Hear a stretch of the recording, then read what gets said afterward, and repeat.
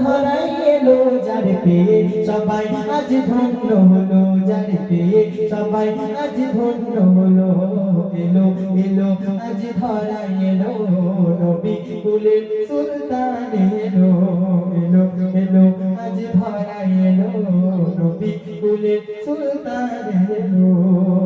সর্বপ্রথম কথাই কবি লিখেছে শুনো, তুমি যে সবার ভরসা গো সাল্লি আলা নবী কমলিওয়ালা সাল্লি আলা নবী কমলিওয়ালা তুমি যে রহমত ওয়ালা গো তুমি আবে কৌসর ওয়ালা তুমি আবে কৌসর ওয়ালা সাক্ষী দিয়ে বলে জিবরিল দয়ায় মায়ায় ভরা নবীজির দিল আল্লাহর কথার সাথে যার মিল যার চেহারা মুবারক করে ঝিলমিল সবার বাঁচাতে ধরাই এলো যার পেয়ে সবাই আজ ধন্য হলো যার পেয়ে সবাই আজ ধন্য হলো এলো এলো আজ ধরাই এলো নবী কুলের সুলতান এলো। দেখুন এই দুনিয়াতে যদি আমরা কারো বাড়িতে মেহমান হয়ে যাই সাথে করে কিছু না কিছু নিয়ে যাই, তো আল্লাহ নবী দু জাহানের বাদশা রাসূল করিম সাল্লাল্লাহু আলাইহি ওয়াসাল্লাম যখন আল্লাহর মিরাজে গিয়েছিলেন তখন ফেরেশতারা আদবের সঙ্গে জিজ্ঞাসা করছে, আল্লাহ গো আপনার বন্ধু তো আপনার বাড়িতে এলো আপনার জন্য কি নিয়ে গেল? তখন আল্লাহ রাব্বুল আলামিন ফেরেশতাদেরকে উদ্দেশ্য করে কি বলছে, মোর নবীজি যখন মেরাজ গেল খোদা দিদার করার তরে খোদা দিদার করার তরে আদবের সাথে বলে ফেরেশতারা খোদা বন্ধু আনিল কি তোমার তরে বন্ধু আনিল কি তোমার তরে আল্লাহ বলে গো আমি যেটা চাই বন্ধু আমার তরে এনেছে সেটাই আমি খাই না গো কিছু জানো তোমরা সবাই দেখে বন্ধুর চোখে পানি আমি খুশি হয়ে যাই। আবার জোরে বলা যাবে সুবহানাল্লাহ। দেখো আল্লাহ রাব্বুল আলামিনের কাছে সবথেকে প্রিয় হচ্ছে বান্দার চোখের পানি, সেটা যদি হয় আমার নবীজি। আল্লাহ পাক বলছে আমি কিছু খাই না তোমরা জানো, তবুও কেন এই প্রশ্ন তোমরা আমাকে করছো? আমি কিছু খাই না কিছু মানি না, কিন্তু আমার কাছে সবথেকে প্রিয় যেটা সেটা হলো আমার বন্ধুর চোখে পানি। আবার জোরে বলা যাবে সুবহানাল্লাহ। আল্লাহ বলে ওগো আমি যেটা চাই বন্ধু আমার তরে এনেছে সেটাই আমি খাই না গো কিছু জানো তোমরা সবাই দেখে বন্ধুর চোখে পানি আমি খুশি হয়ে যাই আমার বন্ধু আমায় খুশি করে দিল যার পেয়ে সবাই আজ ধন্য হলো যার পেয়ে সবাই আজ ধন্য হলো এলো এলো আজ ধরা এলো নবী কুলের সুলতান এলো এলো এলো আজ ধরা এলো নবী কুলের সুলতান এলো। আজ দুঃখ নেব না খুশি নেব খোদা গো তুমি দাও না বলে আজ এই দিনেতে এত শ্রোতা এলো এত সুন্দর মেহফিল সাজানো আজ দুঃখ নেব না খুশি নেব খোদা গো তুমি দাও না বলে। নারে তাকবীর। খুঁজে পাই না কেন আমি খুঁজে পাই না কেন আমি এক ফোঁটা খাওয়ার পানি কেমনে সহিব মা আমি যে মা জননী খুঁজে পাই না কেন আমি। যখন ইসমাঈল নবী পিপাসা থেকে ছটফট করে আচার খাচ্ছে তখন সেই মা জননী আল্লাহর কাছে বলছে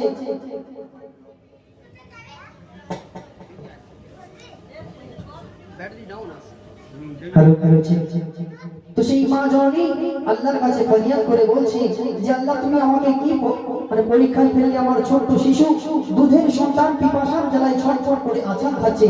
তখন সেই ইসমাঈল নবী কি পরীক্ষায় ফেললে বলছে পাহাড়ের এক চূড়ায় মাঝে সেখানে যায় পিপাসাতে কাতর হয়ে ইসমাইল নবী পাছটকায় পাহাড়ের এক চূড়ায় মাহাজেরা সেখানে যায় পিপাসাতে কাতর হয়ে ইসমাইল নবী পাছটকায় হলো খোদার করোনা হলো খোদার করোনা জমিন পুড়ে গই তখনি ফোয়ারার মতো ওঠে আবে জমের পানি খুঁজে পাই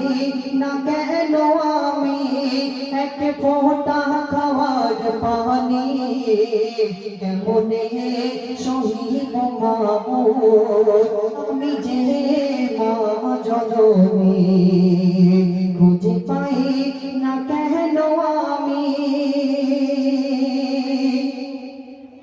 ছুটে আসিল সেখানে পানি পান করে দুজনে আলহামদুলিল্লাহ জানালো কি খুশি খুশি মনে ছুটে আসিল সেখানে পানি পান করে দুজনে আলহামদুলিল্লাহ জানালো ছুটে আসিল সেখানে পানি পান করে দুজনে আলহামদুলিল্লাহ জানালো কি খুশি খুশি মনে নিজে ধুধ পর ভূমি ও খোদা অন্তর জামি করিলেন মোদের রহম মোছালেন চোখের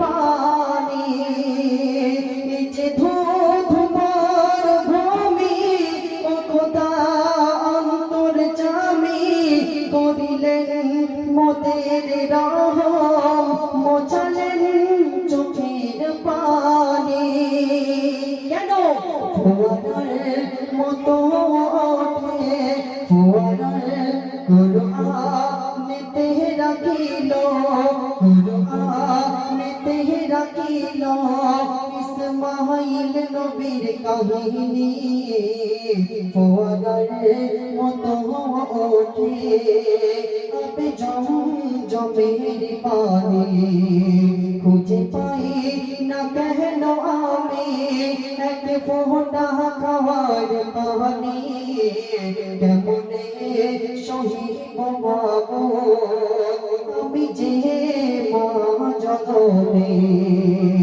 খুঁজে পাই না কেন আমি একদম শেষ কথার মাধ্যমে আমার কবি এমনি সাবির হোসেন গানের কলমের ভাষায় অতি সুন্দর কথা মাধ্যমে কি লিখছে শুনবেন কত শত বছর পরে খোদা দিলেন দুনিয়ার মাঝারে সৃষ্টি সবই যা আছে মোর নবীজির ওসিলা করে কবি সাবির বলে কবি সাবির বলে খোদা कहते দুহাত তুলে মোহনে আশা মিঠাতে ছড়াবো চোখের পানি খুঁজে পাই না কেন আমি এক ফোঁটা খাওয়ার পানি কেমনে শহীদ বাবু আমি যে মা জননী খুঁজে পাই না কেন আমি যে সন্তান তার মায়ের মনে দেয় বেদনা সে সন্তান কখনো জান্নাতে যাবে না এই কথা কে বলছে যে সন্তান তার মায়ের মনে দেয় বেদনা সে সন্তান কখনো জান্নাতে যাবে না কেন মায়ের পদ্মাতে যে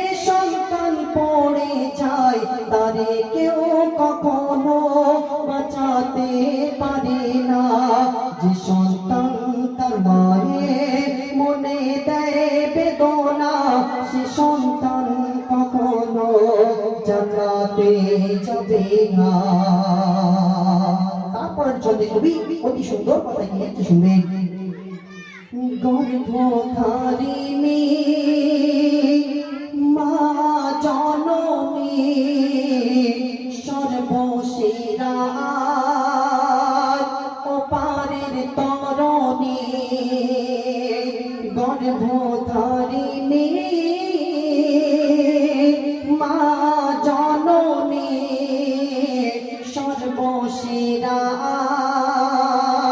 ওপারের তরণী, কেন নিচে ভেসে যায় সন্তানকে বাঁচিয়ে নেয়, বলে জীবনে আশা করিনি, জমিনে আসমানে কোনো হালেতে মায়ের বিকল্প খুঁজেও পাওয়া যাবে না। যে সন্তান তার মায়ের মনে দেয় বেদনা, সে সন্তান কখনো জান্নাতে যাবে না। মধু হেরে যায়, আগুন সরে যায়, মায়ের দুধ সমান কিছুই নেই দুনিয়ায়, কেন অতি ঠান্ডা নয়, অতি গরম নয়, নরম জিভ দিয়ে সন্তান চষে খায়, কোন ফুলের রসেতে ফলের রসেতে মায়ের দুধের মতো স্বাদ হয়নি, হবে না। যে সন্তান তার মায়ের মনে দেয় বেদনা, সে সন্তান কখনো জান্নাতে যাবে না। যে সন্তান তার মায়ের মনে দেয় বেদনা, সে সন্তান কখনো জান্নাতে যাবে না। দুনিয়া থেকে যদি কোনো মায়ের গর্ভে একটা কালো সন্তান আসে এবং খোড়া সন্তান আসে, আমরা কি কেউ কোনো মা জননী পাল্টাতে পারবো? মা আমরা কেউ সেই সন্তানকে পাল্টাতে পারবো কি? আমরা দুনিয়া থেকে যদি মায়ের গর্ভে একটা কানা সন্তান আসে, খোড়া সন্তান আসে, আমরা পাল্টাতে পারি না। কিন্তু এই দুনিয়া থেকে যদি আমরা কোনো মুদি দোকান থেকে গিয়ে এক বস্তা চাল কিনে আনি, সেই চালের বস্তায় যদি কাপড় থাকে, আমরা সেই মুদি দোকানকে একটু অত কথা শুনিয়ে দাম বেশি নিয়েছো কেন, তুমি আমাকে খারাপ চাল দিলে, কাপড় ভর্তি আমি খেতে পারছি না। কিন্তু মা জননী দুনিয়া থেকে এত কষ্ট পাওয়ার পর আল্লাহর কাছে বলতে পারবে না যে আল্লাহ তুমি আমাকে কি সন্তান দিয়েছো, খোড়া দিয়েছো কেন, কানা দিয়েছো কেন, বোবা দিয়েছো কেন। মা জননী সেই সন্তানের জন্য কোনো কষ্ট পায় না, দুঃখ পায় না। তো সেই সম্বন্ধে করে বলছে, সন্তান কালো কিংবা খোড়া হোক, তারে চৌকি দেয় মায়ের দুটি চোখ। আর সন্তানের অসুস্থ হয়, জননী কষ্ট পায়, দোয়া করে সব সময় সন্তান সুস্থ হোক। মা তীরের আঘাত বুকে সয়ে নেয়, সন্তানকে কখনো টকাতে ফেলে না। যে সন্তান তার মায়ের মনে দেয় বেদনা, সে সন্তান কখনো জান্নাতে যাবে না। যে সন্তান তার মায়ের মনে দেয় বেদনা, সে সন্তান কখনো জান্নাতে যাবে না। একদম শেষ কথার মাধ্যমে আল্লাহ রাসূল বলছে, আল্লাহ পাক এই দুনিয়া থেকে একজনকে বাদশাহী দিয়েছিল, তার নাম ছিল বাদশা সেকেন্দার। কি আমরা সবাই জানি নাকি ভাই? বাদশা সেকেন্দার আল্লাহ রাব্বুল আলামিন এই দুনিয়া থেকে তাকে পৃথিবীর পূর্ব থেকে পশ্চিম পর্যন্ত তার আর্থিক অবস্থা ধন দৌলত দিয়েছিলেন, মানে তিনি কত বড় ছিলেন। তো সেই বাদশা সেকেন্দার যদি তার মায়ের চরণের তলায় সমস্ত আর্থিক অবস্থা দিয়ে দিত, তবু বলছে আল্লাহ রাসূল মায়ের এক ফোঁটা দুধের ঋণ সেই বাদশা মানে বাদশা শোধ করতে পারতো না।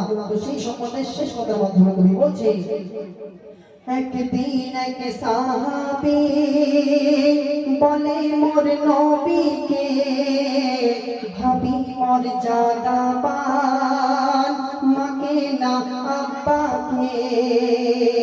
বলছে এক সাহাবী আল্লাহ রাসূলকে প্রশ্ন করছে, বলছে একদিন এক সাহাবী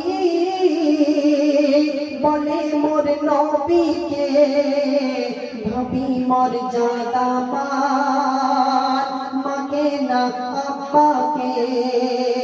তখন নবী তিনবার বলে ভালোবাসো আম্মাকে, আর একবার বলে ভুলো না আব্বাকে। কেন? যদি মাতা আর পিতা নাস্তো জগতে মোরা দুনিয়ার সৌন্দর্য দেখতে পেতাম না। যে সন্তান তার মায়ের মনে দেয় বেদনা, সে সন্তান কখনো জান্নাতে যাবে না।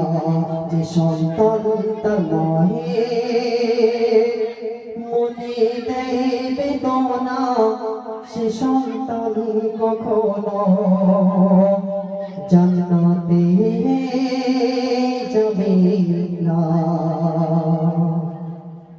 মাশাআল্লাহ মাশাআল্লাহ। একজন এই গজল শুনে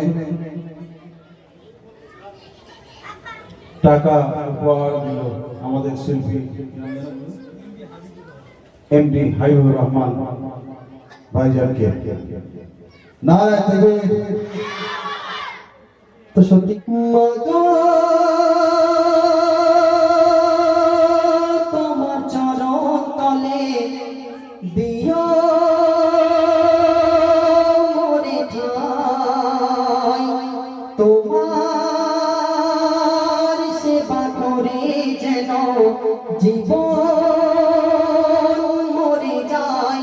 মা বাপের মুখের পানে যখন আমি চাই, মনে হয় আবার ছবি আমি দেখা পাই। মাগো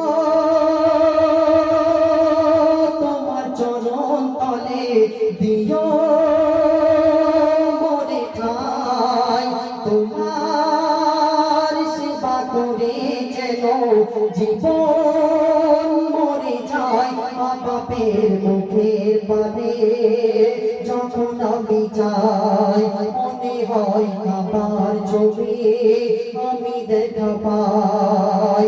মনে হয় আবার ছবি আমি দেখা পাই। মনে হয় আবার ছবি আমি দেখা পাই।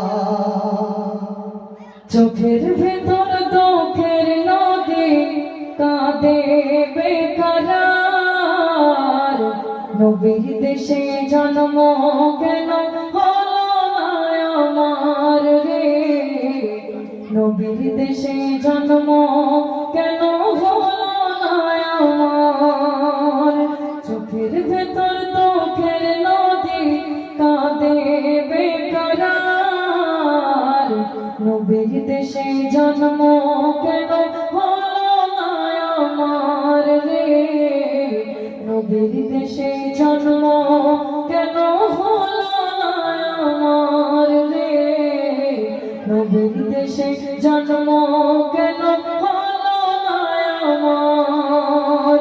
চোখের ভেতর দুঃখের নদী কাঁদে বেকারার, নবীর দেশে জন্ম কেন হলো না আমার হে। নবীর দেশে জন্ম কেন হলো না আমার। তারপর শুনুন, অক্ষমতায় আমার দেহ পড়ে আছে দূরে, মন যে আমার প্রতিদিনে আরো বেজায় ওড়ে হে, আরো বেজায় ওড়ে। অক্ষমতায় আমার দেহ পড়ে আছে দূরে, মন যে আমার প্রতিদিনে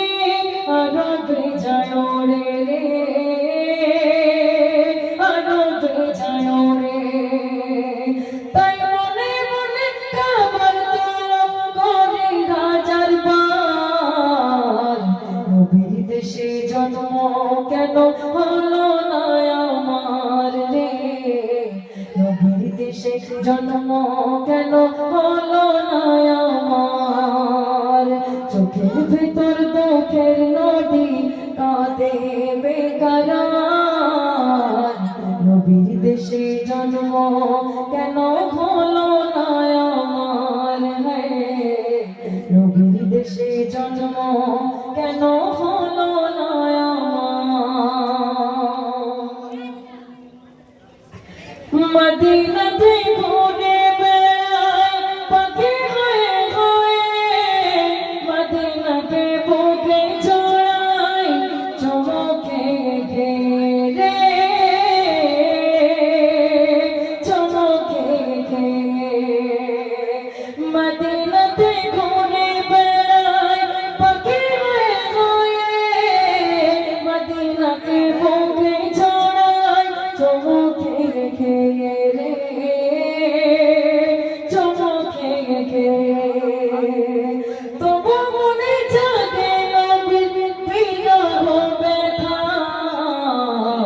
নবীর দেশে জন্ম কেন হলো না আমার রে নবীর দেশে জন্ম কেন হলো না আমার চোখের ভেতর দুঃখের নদী কাঁদে বেকারার নবীর দেশে জন্ম কেন হলো না আমার রে নবীর দেশে জন্ম কেন হলো না আমার চোখের ভেতর দুঃখের নদী কাঁদে বেকারার নবীর দেশে জন্ম কেন হলো না আমার রে নবীর দেশে জন্ম কেন হলো না আমার রে নবীর দেশে জন্ম কেন হলো না আমার রে নবীর দেশে জন্ম কেন হলো না আমার তো ভাষণে মাশাআল্লাহ, খুব সুন্দর পরিবেশে আমরা গজল শুনছি। একটু আগে চলে আসি, তার দাঁড়িয়ে আছে। মাঝে সোনার খনি এই ধরার বুকে দিল কেমনে ব্যথা সে মায়ের বুকে। তো আপনাদের এখানে এরকম দেখা যায় না, তবু আমাদের ওখানে আমাদের পার্শ্ববর্তী এলাকায় এবং ওখানে দেখা যায় যে দেখেন আজকালদের এই ভাইজানেরা নিত্য নতুন বিবাহ করে মা জনমেদের সাথে কত না খারাপ ব্যবহার করে। তো সেসব ভাইজানদের উপলব্ধি করা হচ্ছে মাঝে সোনার খনি এই ধরার বুকে দিল কেমনে ব্যথা সে মায়ের বুকে দিল কেমনে ব্যথা সে মায়ের বুকে আজও কেন ঝরে পানি ওই সে মায়ের ওই চোখে মাঝে সোনার খনি এই ধরার বুকে দিল কেমনে ব্যথা সে মায়ের বুকে দিল কেমনে ব্যথা সে মায়ের বুকে মাঝে সোনার খনি এই ধরার বুকে দিল কেমনে ব্যথা সে মায়ের বুকে দিল কেমনে ব্যথা সে মায়ের বুকে। 10 মাস গো 10 মাস 10 দিন গর্ভেতে ধরে সয়েছে মা কত যন্ত্রণা শুধু আমাদের তরে। 10 মাস 10 দিন গর্ভেতে ধরে সয়েছে মা কত যন্ত্রণা শুধু আমাদের তরে। সে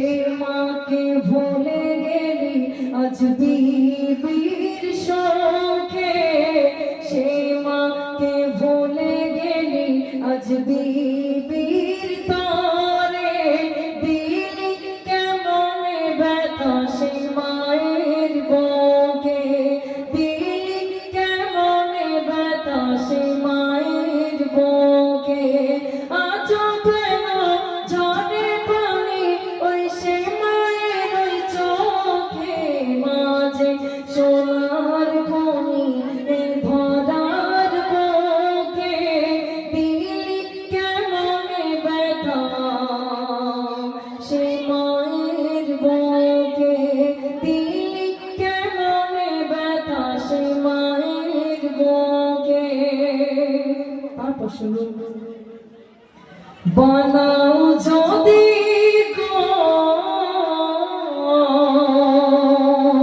বানাও যদি গায়ের চামড়া নিয়ে মায়ের জুতা খানা মিটবে না এ দুনিয়াতে এক ফোঁটা দুধের দেনা বানাও যদি গায়ের চামড়া নিয়ে মায়ের জুতা খানা শোধ হবে না এ দুনিয়াতে মায়ের এক ফোঁটা দুধের দেনা যাই গো দেখায় বাণী হাদিস পাকে যাই গো দেখায় বাণী হাদিস পাকে দিলি কেমনে ব্যথা সে মায়ের বুকে দিলি কেমনে ব্যথা সে মায়ের বুকে আজও কেন ঝরে পানি ওই সে মায়ের ওই চোখে মাঝে সোনার খনি এই ধরার বুকে দিলি কেমনে ব্যথা সে মায়ের বুকে দিলি কেমনে ব্যথা সে মায়ের বুকে সর্বশেষ ছন্দে অতি সুন্দর কথা বলছি শুনুন মা যদি গো মা যদি ছেলের তরে তলে দুটি হাত মিটবে দুনিয়াতে সবই কিছু বিবাদ মা যদি ছেলের তরে তলে দুটি হাত মিটবে দুনিয়াতে সবই কিছু বিবাদ মিরাজুল ইসলাম এ ধরার বুকে আর মাকে হারালি জনম ভরে মাকে হারালি জনম ভরে মাঝে সোনার খনি এ ধরার বুকে দিলি কেমনে ব্যথা সে মায়ের বুকে দিলি কেমনে ব্যথা সে মায়ের বুকে আজও কেন ঝরে পানি ওই সে মায়ের ওই চোখে মাঝে সোনার খনি এ ধরার বুকে দিলি কেমনে ব্যথা সে মায়ের বুকে দিলি কেমনে ব্যথা সে মায়ের বুকে দিলি কেমনে ব্যথা সে মায়ের বুকে দিলি কেমনে ব্যথা সে মায়ের বুকে হাসর মিজান ফুলসিরাত পেলে নবীর শাফায়াত হাসর মিজান ফুলসিরাত পেলে নবীর শাফায়াত ভয়ঙ্কর এই ফুলসিরাতে হয়ে যাব আমি পার ভয়ঙ্কর এই ফুলসিরাতে হয়ে যাব আমি পার হাসর মিজান ফুলসিরাত পেলে নবীর শাফায়াত হাসর মিজান ফুলসিরাত পেলে নবীর শাফায়াত ভয়ঙ্কর